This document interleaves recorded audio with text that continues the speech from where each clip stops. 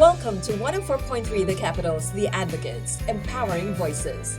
As our planet faces growing environmental challenges, educating the next generation has never been more important.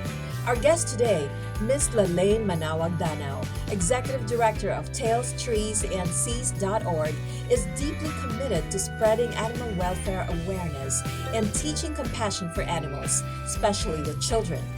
She designs programs and initiatives that not only protect animals and the environment, but also nurture a culture of empathy, responsibility, and care in young minds.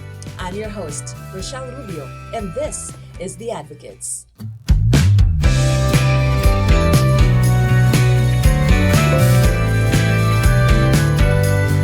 What does it take for someone to start a movement to protect helpless animals and the environment? For Ms. Lalaine Danao, it was Typhoon Yolanda. This is the story behind Tales, Trees, and Seas.org, a non-profit organization that promotes animal welfare, forest conservation, and underwater creatures protection. Ang Tales, Trees, and Seas Organization Incorporated ay ako po yung founder. Binuo ko po ito noong 2017 kasi from Tacloban City po ako.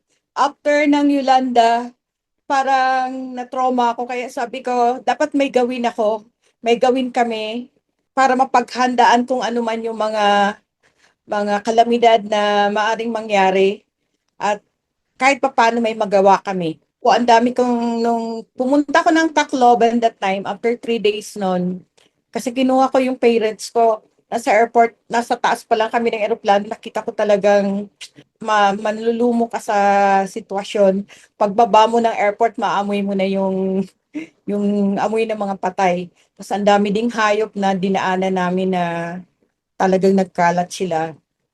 So, after that, parang umabot yata ng 1 month na lagi ako nananaginip. Sabi ko, ano ba to? Para ako nandun sa Tacloban na naranasan ko yun. Samantalang pumunta lang ako para kunin yung parents ko.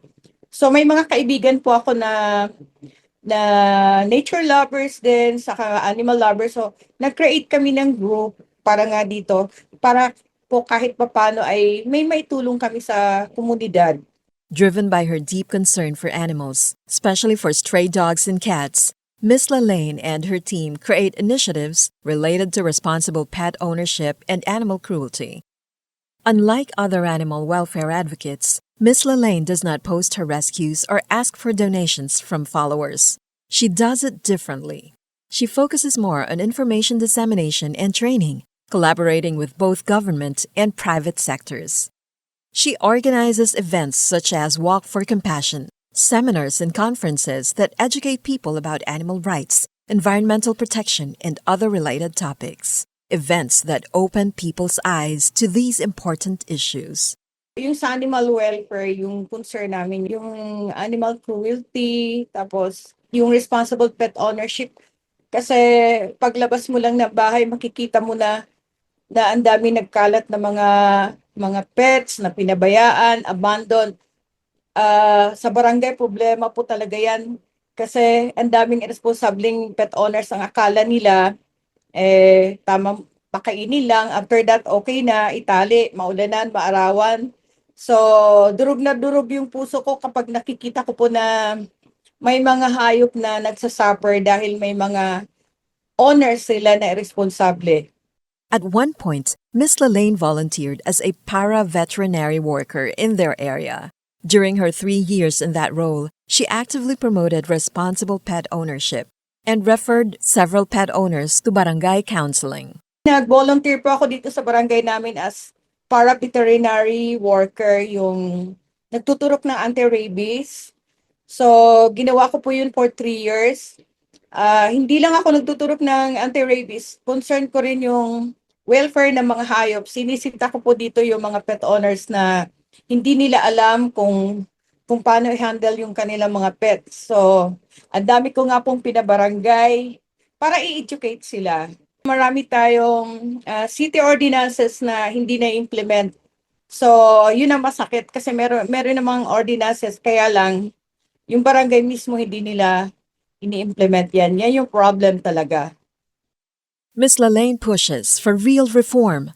She hopes for the establishment of a designated animal welfare desk in barangays where people can report cases of animal abuse in their area. Sana nga magkaroon ng animal welfare desk bawat barangay para meron talagang naka-assign doon kung may reklamo, kung may concerns about animal welfare.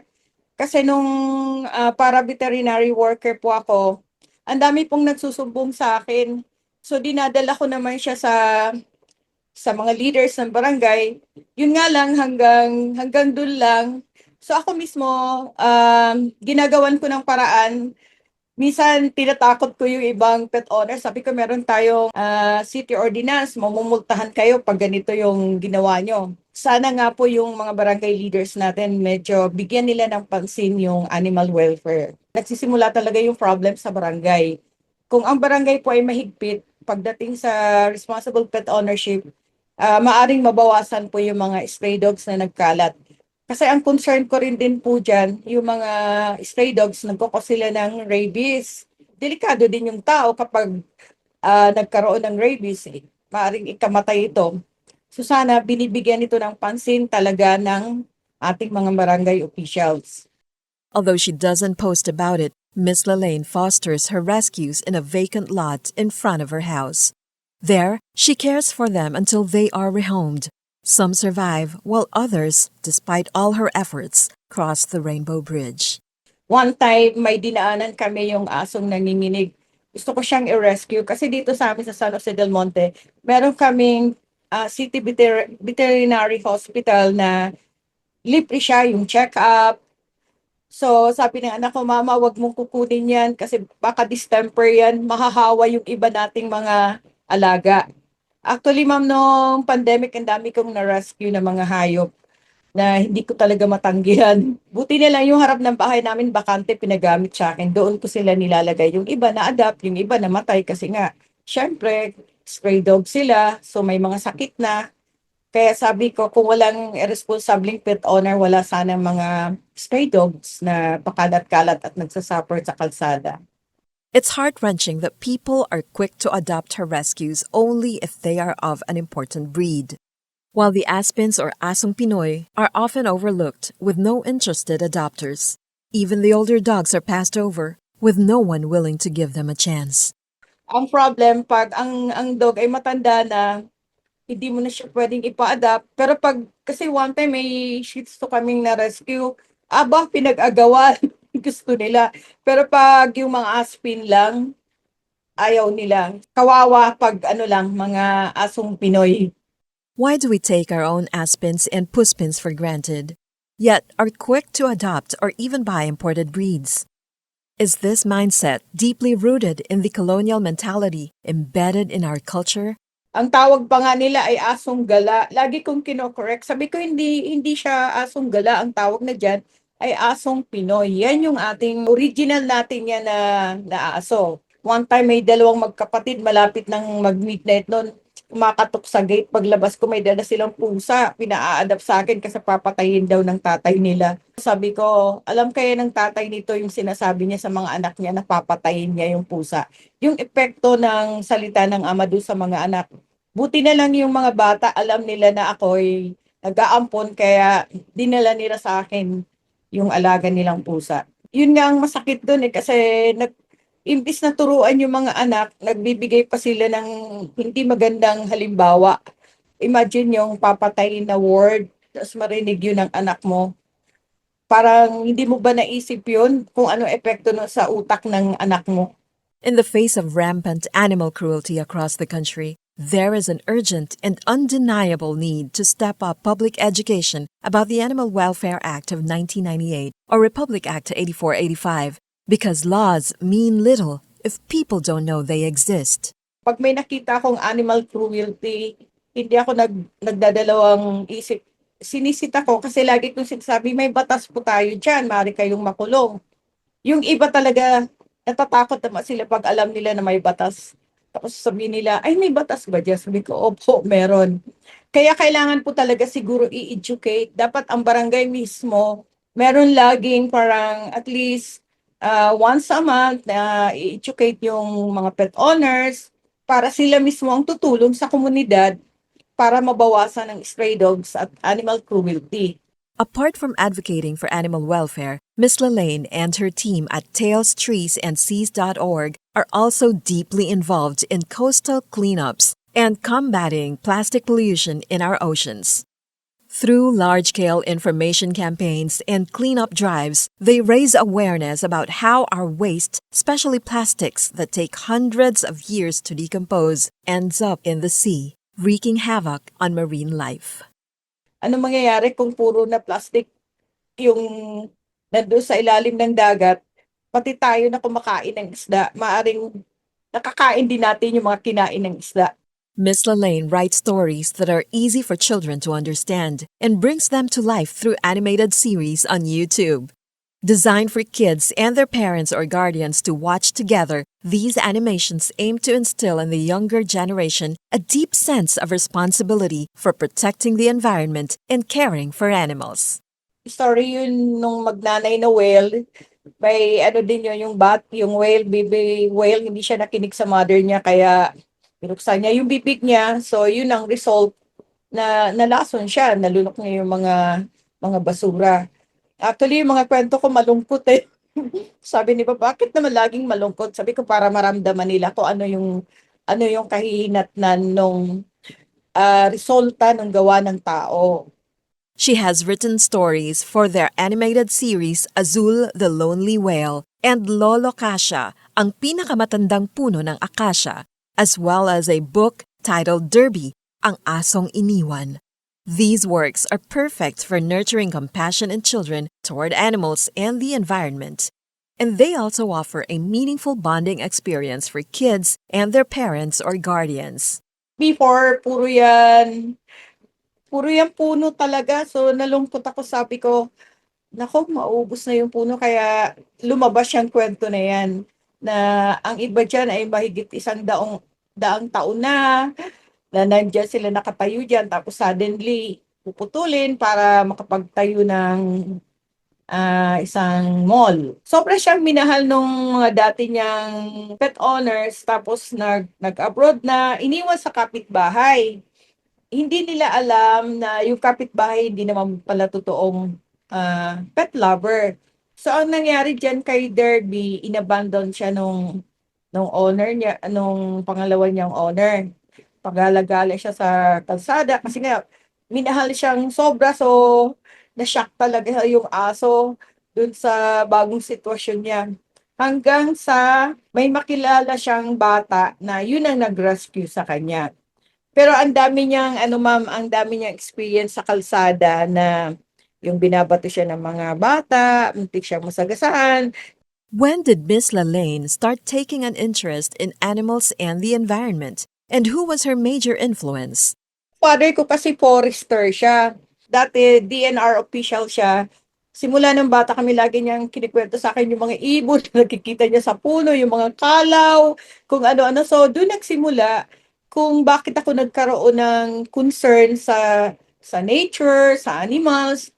Kasi galing sa father ko, yung na-assign siya sa iba't ibang region. Pag uwi nga, kinukwento niya sa amin na ganito. That time kasi no lagban, so putol dito, putol doon.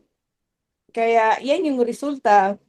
Other than her books and animated series, much of Miss Lalaine's collaborations are with our city veterinary office related to the strays. Nakapokus ako more on stray dogs, stray dogs and cats, tapos yung about animal cruelty. Pero through my stories, yun ang way ko para ma-educate yung mga bata at saka yung matatanda na rin. It takes courage to call out an animal abuser and step in to save an animal. Miss Lalaine doesn't mince words when confronting animal cruelty, and she urges others to take action as well. Pity and concern mean little without action. Kapag may advokasya ka, dapat matapang ka. Kasi walang mangyayari kung puro ka lang, kawawa naman, kawawa naman. So yung dapat may action kang ginagawa. Kasi makikita mo mang sa Facebook, kawawa naman yung aso. Ba't di mo na i-rescue siya? Nakita mo na pala, ipapasa mo pa sa iba. Meron mga ganyan dito. Nakita na nila, ime-message pa nila ako, "Eh, ang layo." Sabi ko, "Ang layo po diyan, i-rescue mo na." So sabi ko, sana may mga taong, "Wag ka na mag-post, i-save mo na yung hayop na nakita mo." Imagine if every barangay in the Philippines had an animal welfare desk where people could report cases and request animal rescues. That is Miss Lalane's dream. Dapat sana may animal welfare desk, kapag ganyan may mga nasasagasaan, alam, sa barangay pupunta kasi merong ano dun, in charge. If that vision becomes a reality, it could significantly help address community problems related to animal rabies. Proper education and training for barangay officials are also essential to effectively tackle these issues. Wala ng rabies, 'di ba? Kasi number one na problem talaga yung rabies 'pag may nakagat diyan. Ang mga barangay tanod kulang din sila ng training, na-observe ko 'yan. 'Pag may asong nakakagat, papatayin nila yung aso. Sabi ko, dapat sine-secure 'yan, ino-observe siya, hindi yung papatayin niyo kaagad. Paano natin malalaman kung may rabies o wala? Kung ang barangay mismo wala silang alaw, how much more yung mga tao sa komunidad nila?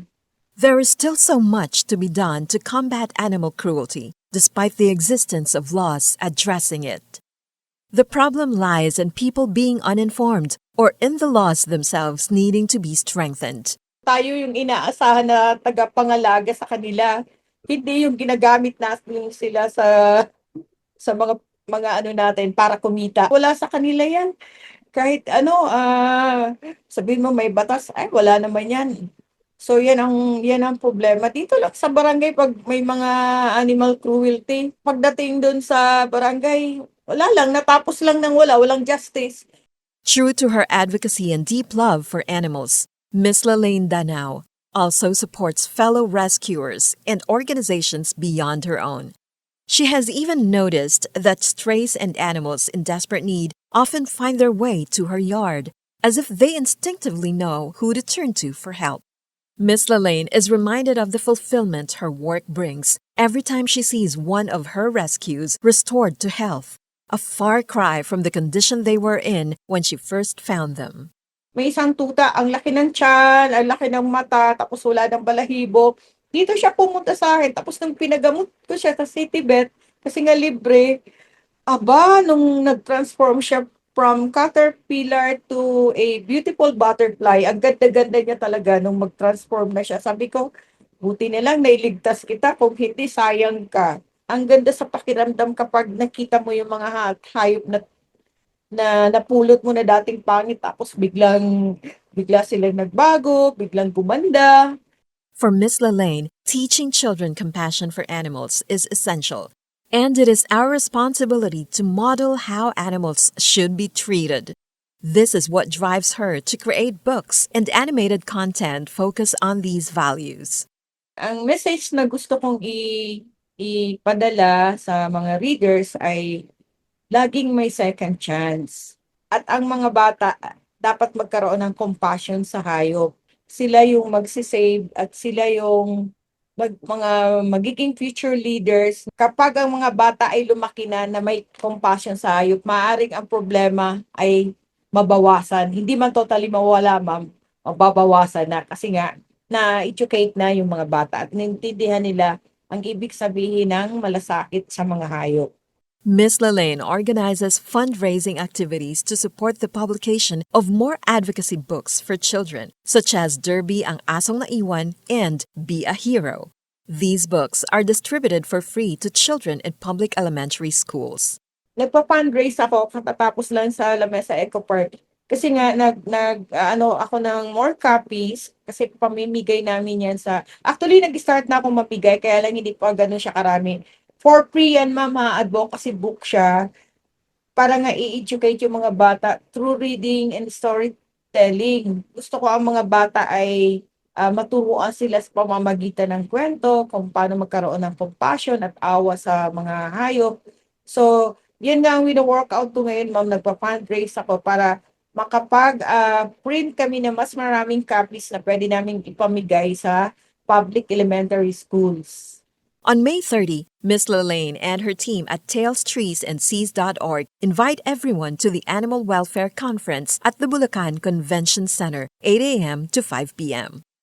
Partner ko dyan yung Sangguniang Kabataan Federation ng San Jose del Monte, Bulacan. Ang target ko dyan ay yung mga, yun nga ma'am, yung mga barangay officials, yung HOA. Sa community, sila talaga yung dapat nakakaalam kung paano i-handle yung problema pagdating sa animal welfare. So, dito sa conference na to, marami siyang topic. Pwedeng i-discuss yung problem sa barangay, kung ano ang gagawin, i-discuss yung mga animal welfare laws, tapos yung paano ang tamang pag-rescue, kung ano ang gagawin doon sa mga stray dogs. Although batas natin yan, ayaw ko ng yung na-impound yung mga hayop, ma'am, kasi sila yung nagsasuffer sa kasalanan ng mga amo nila.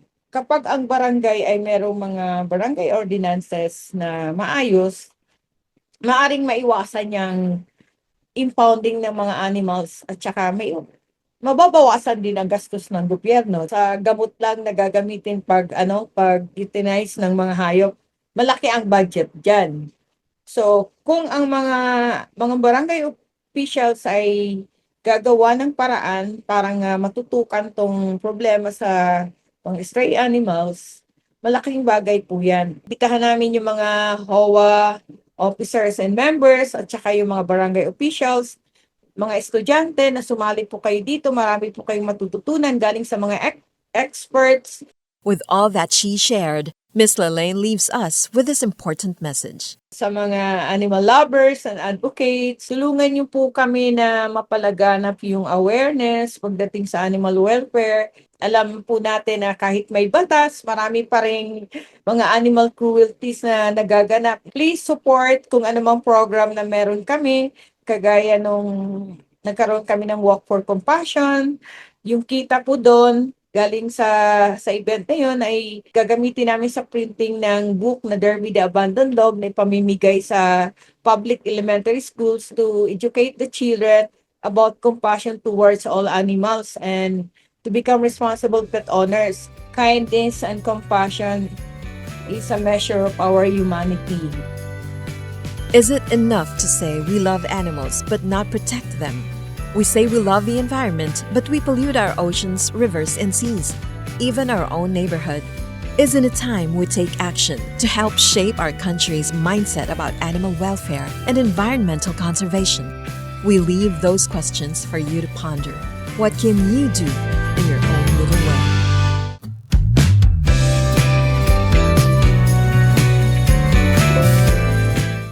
And that's a wrap on today's episode. The recent Walk for Compassion, Walk for Nature event exemplifies how collective action can make a meaningful impact. Let us carry forward the spirit of compassion and stewardship, recognizing that every small step contributes to a more humane and sustainable world. Thanks to our guest, Ms. Lelaine Manawag-Danao, for inspiring us with her dedication to animal welfare and environmental conservation, and her creative ways of disseminating information.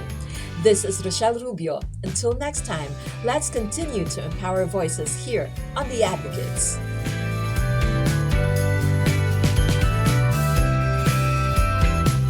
This is where the voices of the voiceless are heard. The Advocates, empowering voices. Hosted by Rochelle Rubio on 104.3 The Capital.